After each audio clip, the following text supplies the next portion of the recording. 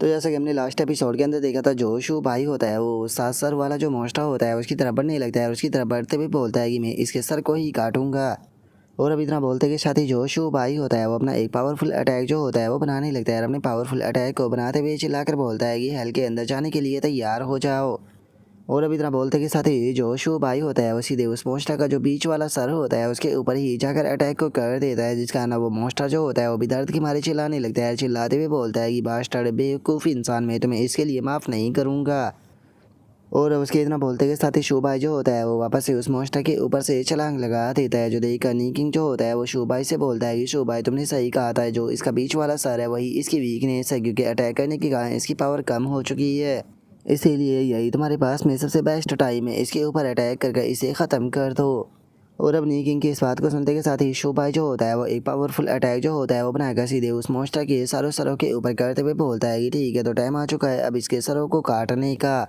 और अब इतना बोलते के साथ ही शू भाई जो होता है वो उस बीस्ट के सभी सरों को काट कर उसे वहीं पर ही जान से मार देता है और उसे जान से मारते हुए बोलता है कि तुम्हारी हिम्मत कैसे हो गई थी मेरे बीस्टों को चोट पहुंचाने की, अब इस चीज़ का पे तुम्हें अपनी ज़िंदगी से करना पड़ा। और अब शू भाई के इतना बोलते के साथ ही हम देखते हैं कि जो वो बीस्ट होता है उसकी बॉडी वहाँ से गायब हो जाती है और वहाँ पर केवल एक और ही रह जाता है, जिसे देखने के बाद में जो जियाओ होंग होती है वो बोलती है कि मास्टर जरा वहाँ पर देखिए। जो सुनकर शू भाई जो होता है वो जियाओ होंग से बोलता है कि क्या बात है, वो तो एक हाई लेवल का बीस्ट कोर है। जियाओ होंग तुमने काफ़ी मेहनत की है तो इसीलिए तुम उसे खा सकती हो। जो सुनते के साथ ही जियाओ होंग भी खुश होते हुए ओके मास्टर बोल देती है। तभी जो जियाओ किंग होता है वो शू भाई को आवाज़ लगाते हुए बोलता है कि मास्टर जरा यहाँ पर पड़ी हुई जो डेड बॉडी है एक बार उन्हें देखिए। जो सुनकर शू भाई भी उस तरफ देखने लगता है। और अब उसके इतना बोलते के साथ ही हम देखते हैं कि वहाँ पर जो इंसानों की डेड बॉडियाँ होती है उनके अंदर से जो उनकी सोल होती है वो निकल कर बाहर आने लगती है। और अब उनमें से एक सोल जो होती है वो शू भाई जो होता है उसका शुक्रिया अदा करते हुए बोलता है कि यंग मैन तुम्हारा बहुत बहुत शुक्रिया हमें यहाँ पर बचाने के लिए, हम तुम्हारे इस एहसान को अपनी पूरी ज़िंदगी भर नहीं भूलेंगे। और अब इतना बोलते के साथ ही हम देखते हैं कि वे सोल वहाँ से गायब होने लगती है और जो शू भाई होता है वो भी उनका शुक्रिया था बोल देता है। तभी जो जियाओ होंग होती है वो शू भाई को बताती है कि मास्टर मुझे अचानक से फील हो रहा है कि जो हमारी स्पिरिचुअल पावर है वो अचानक से इंक्रीज़ हो गई है। जो सुनकर अब शू भाई जो होता है वो बोलता है कि ठीक है, तो चलो जल्दी से जो अगला फ्लोर है वहाँ पर चलते हैं, क्योंकि जो यान रैन है वो मेरा इंतज़ार जो है वो कर रही है और मुझे जल्दी से यान रैन के पास में पहुँचना होगा। और अब इतना बोलते के साथ ही शू भाई जो होता है वो अगली फ्लोर पर आ जाता है, जिसकी हालत काफ़ी ख़राब होती है और हम देखते हैं कि वहाँ पर कुछ लिक्विड फॉर्म में मौजूद होता है, जिसके अंदर की काफ़ी स्केलेटन भी पड़े होते हैं। और अब जो नी किंग होता है वो शू भाई को बताता है कि शू भाई संभल कर, यहाँ पर जो ये फॉग है पॉइजन से भरी हुई है, अगर ये तुम्हारे माइंड के अंदर गई तो जो तुम्हारा माइंड है उसे पूरी तरीके से डिस्टर्ब कर देगी। और यहाँ पर ज़मीन के ऊपर तुम जो ये लिक्विड जो है वो पड़ा हुआ देख रहे हो, ये कोई नॉर्मल लिक्विड जो है वो नहीं है, बल्कि ये एक प्रकार का एसिड है। तो इसीलिए अपनी बॉडी के चारों तरफ यहाँ पर जो शील्ड है वो बना लो, ताकि इसकी मदद से तुम खुद को यहाँ पर इन चीज़ों से प्रोटेक्ट जो कर पाओ। उसी के साथ में जो मेरी स्वॉर्ड है वो भी यहाँ पर यहाँ की जो पॉइजन मिस्ट है उसे प्योरीफाई करने में तुम्हारी मदद करेगी। जो सुनते के साथ ही अब शू भाई जो होता है वो भी ओके बोलकर अपने चारों तरफ एनर्जी की एक शील्ड को बनाकर आगे बढ़ने लगता है। और हम देखते हैं कि जैसे जैसे शू भाई जो होता है वो आगे बढ़ रहा होता है तो उसकी जो हालत होती है वो भी थोड़ी सी ख़राब होने लगती है। जो देखकर शू भाई जो होता है वो बोलता है कि जो पॉइजन मिस्ट है वो सच में बहुत ज़्यादा पावरफुल है, यहाँ पर सांस लेने के कारण ही मुझे मेरी सांसें और चेस्ट जो है वो काफ़ी भारी महसूस हो रही है, इसलिए यहाँ पर ज़्यादा देर तक रुक पाना बिल्कुल भी आसान जो है वो नहीं होने वाला। इसीलिए जितना जल्दी हो सके उतना जल्दी हमें जो सेकंड लेवल का बॉस है उसे यहाँ पर ढूंढ कर ख़त्म करना होगा। और शू भाई के इतना बोलते के साथ ही अचानक से ज़मीन से टेंटिकल निकलकर शू भाई के पैर को पकड़ लेते हैं। जो देखकर शू भाई भी हैरान रह जाता है, लेकिन वो अपनी स्वॉर्ड की मदद से उन टेंटिकलों को काटते हुए बोलता है कि इनके अंदर भी पॉइजन भरा हुआ है। और इतना बोलते के साथ ही अब शू भाई जो होता है वो थोड़ा पीछे हट जाता है और जो नी किंग होता है वो शू भाई को बताता है कि ये पॉइजनस वेन्स है, जो कि यहाँ पर जो डार्कनेस की पावर है उससे करप्ट हो चुकी है, इसीलिए तुम्हें यहाँ पर संभल कर जो है वो रहना होगा, क्योंकि अगर एक बार तुम जो ये पॉइजनस वेन्स है इनके अंदर उलझ गए तो ये पॉइजनस वेन्स जो है वो लगातार तुम्हारे ऊपर अटैक जो है वो करती रहेगी। और अब नीकिंग के इतना बोलते के साथ ही अचानक से हम देखते हैं कि वहाँ पर जो वो एसिड होता है उसके अंदर से अचानक से एक चीज़ जो है वो निकल कर बाहर आने लगती है और अब हमें पता चलता है कि वो एक मॉन्स्टर होता है। और अब वो मॉन्स्टर जो होता है वो बाहर आने के बाद में जो शो भाई होता है उसकी तरफ देख कर चिल्लाते हुए बोलता है कि बेवकूफ़ इंसान, तुम्हारी हिम्मत कैसे हो गई मेरी टेरिटरी के अंदर आने की।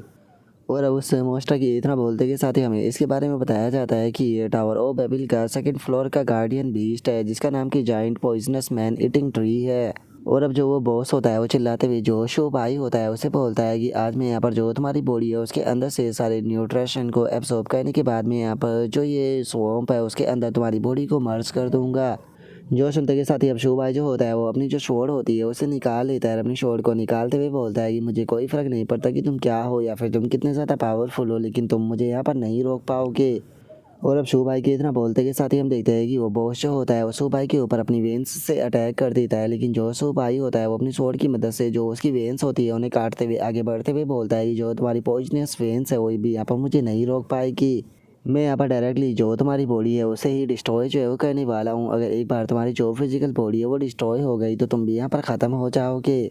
और अब शू भाई की इस बात को सुनते के साथ ही जो वो बॉस होता है वो अचानक से जो अपनी जड़ें होती है उसे निकालने लगता है और अपनी जड़ को निकालने के बाद में शू भाई के ऊपर अटैक करते हुए बोलता है कि अगर मेरी वेन्स तुम्हें नहीं रोक पाएगी तो मैं अपनी जड़ों का इस्तेमाल करूँगा। और अब इतना बोलते के साथ ही वो बॉस जो होता है वो सीधे अपनी जड़ से शो भाई के ऊपर अटैक करता है, लेकिन जो शो भाई होता है वो अपनी स्पीड का इस्तेमाल करते हुए उसके अटैक को डॉज कर देता है,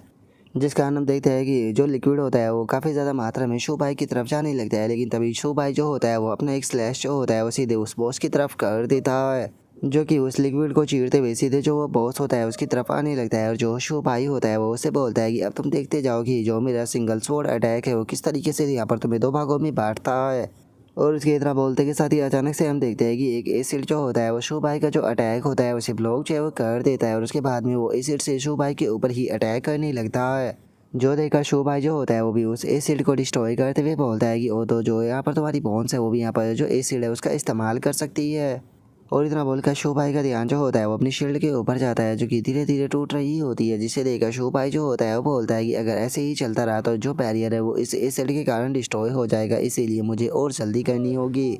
जो सुनते के साथ ही जो नीकिंग होता है वो शू भाई जो होता है उसे बताता है कि जो ट्री के सर के ऊपर वो क्राउन सा रखा हुआ है उसके अंदर तुम्हें एक ब्लैक कलर का जो मड है वो नज़र आएगा। देखा जाए तो उस मड के अंदर वैसे तो बहुत ही ज़्यादा डेडली पॉइजन जो है वो मौजूद है, जो कि असल में यहाँ पर डार्क ओरिजिन को बिलोंग जो है वो करता है, लेकिन वही इसका सबसे बड़ा वीक पॉइंट भी है। अगर तुम उसे डिस्ट्रॉय कर देते हो तो ये भी अपने आप ही डिस्ट्रॉय हो जाएगा।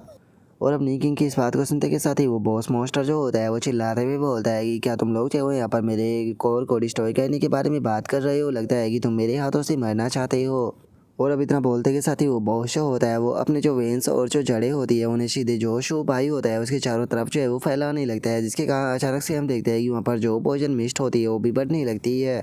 जिसे देखने के बाद में जो शो भाई होता है वो बोलता है कि मैं डैमिट अभी भी यहाँ पर अपनी जो डिवाइन ट्रेजर की पावर है उसका इस्तेमाल जो है वो नहीं कर सकता हूँ। और अब इतना बोलते ही शो भाई जो होता है वो सीधे जो बॉस मोस्टा होता है उसकी तरफ अटैक करने के लिए जाने लगता है। अटैक करते हुए बोलता है कि अब मैं यहाँ पर बिल्कुल भी टाइम को बर्बाद ना करते हुए इसे सिंगल अटैक में ही ख़त्म करूँगा।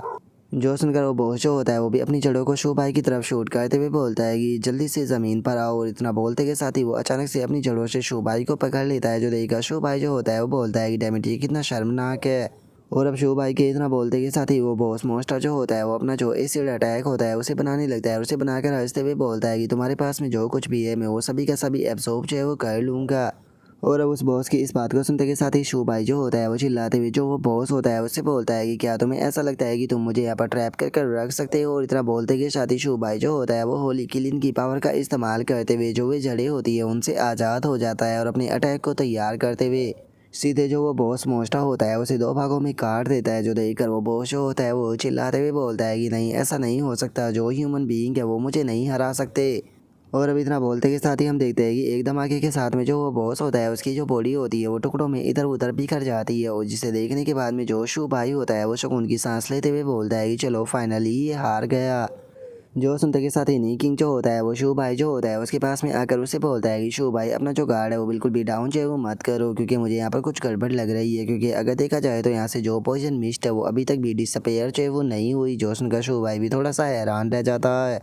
और तभी हम देखते हैं कि उस बॉस के जो पार्ट टूट कर इधर उधर बिखरे थे वो वापस से जुड़ने लगते हैं, जिन्हें देखने के बाद में शू भाई जो होता है वो भी चिल्लाते हुए बोलता है कि ऐसा कैसे हो सकता है, इसके शरीर के जो पार्ट है वो वापस से एक दूसरे के साथ में कनेक्ट होने लगे हैं। और शू भाई के इतना बोलते के साथ ही हम देखते हैं कि वो बॉस जो होता है वो वापस से अपनी जो बॉडी होती है उसे कनेक्ट कर लेता है। और अब इस बार उसकी जो बॉडी होती है वो पहले से काफ़ी अलग और काफ़ी ख़तरनाक जो है वो लग रही होती है। और अब वो बॉस जो होता है वो शू भाई की तरफ देखते हुए बोलता है कि इंसान, जैसा कि मैंने तुमसे शुरू में ही बोला था कि एक इंसान जो है वो मुझे कभी भी नहीं हरा सकता। और अब उस बॉस के इतना बोलते के साथ ही जो हमारा आज का एपिसोड है वो यहीं पर ही कंप्लीट जो है वो हो जाता है। तो नेक्स्ट एपिसोड के अंदर देखिए कि आगे क्या होता है। अगर आप लोगों को वीडियो अच्छी लगी हो तो लाइक करना, चैनल को सब्सक्राइब करना। मैं मिलता हूँ आप लोगों से नेक्स्ट एपिसोड के अंदर, तब तक के लिए बाय बाय गाइज़।